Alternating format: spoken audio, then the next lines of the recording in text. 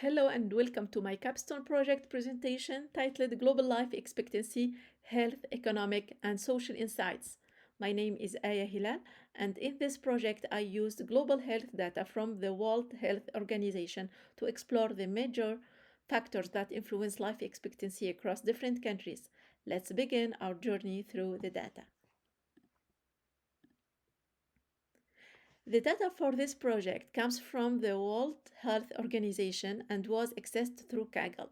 It includes a variety of health indicators across countries, such as life expectancy, mortality rates, and economic factors like GDP. To analyze the data, I used Python and libraries like Pandas, Matplotlib, Seaborn, and Bokeh, all within a Jupyter Notebook environment. The primary goals of this project were threefold. First, to identify key factors that influence life expectancy, both positively and negatively. Second, to determine the top 10 and bottom 10 countries in terms of lifespan. And finally, to map the geographic distribution of life expectancy. These insights are valuable for informing public health policies and global development strategies. Before any analysis could be conducted, I cleaned the dataset. This involved dropping rows where the target variable life expectancy was missing. I also imputed missing values using the mean for numerical columns and the mode for categorical ones. Lastly, I converted categorical variables and applied normalization where appropriate.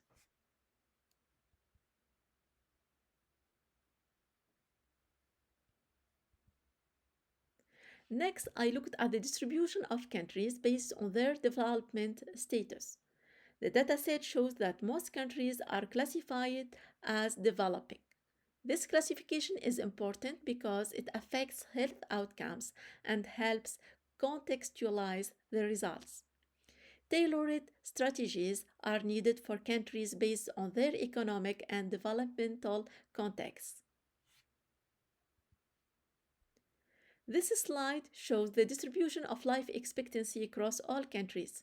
Most countries fall between 65 and 75 years, with a few exceeding 80 or dropping below 50.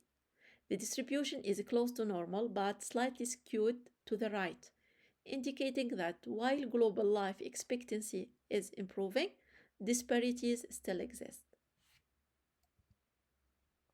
The correlation matrix reveals key relationships between variables. Life expectancy has a strong positive correlation with education, represented by average years of schooling, and with economic indicators like GDP per capita. On the flip side, it has strong negative correlations with adult mortality rates and HIV prevalence. This underscores the importance of education and economic stability in improving public health. Here we see the top 10 countries with the highest life expectancy, including Japan, Switzerland, and Australia. These nations have life expectancy above 78 years, largely due to the robust healthcare systems, high incomes, and strong public health policies. Conversely, the bottom 10 countries are mostly located in sub-Saharan Africa. These countries often have life expectancies below 6 years. They face challenges like infections, infectious diseases, malnutrition, and limited access to healthcare, all of which are critical areas for global health interventions. One of the strongest health indicators was diphtheria immunization coverage. Countries with higher immunization rates tend to have significantly longer life expectancy. This highlights the impact of preventive healthcare measures in reducing mortality and extending lifespan. This choropleth map shows the global distribution of life expectancy. We observe higher life expectancy in regions like Europe, East Asia, and North America, and lower values in Central and Western Africa. These geographic patterns highlight stark inequalities in global health outcomes.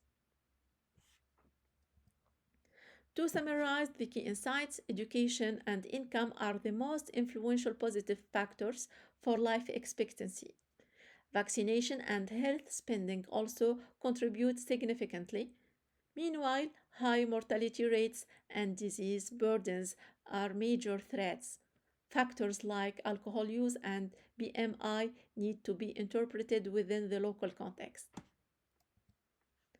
Based on the findings, I recommend prioritizing investments in education and public health infrastructure. Expanding vaccination programs and improving sanitation can also have significant impacts. Finally, interventions should be localized to consider each country's unique challenges and resources. Thank you for listening to my presentation. I hope this analysis has provided meaningful insights into the global factors that affect life expectancy. I'm happy to answer any questions or discuss these findings further.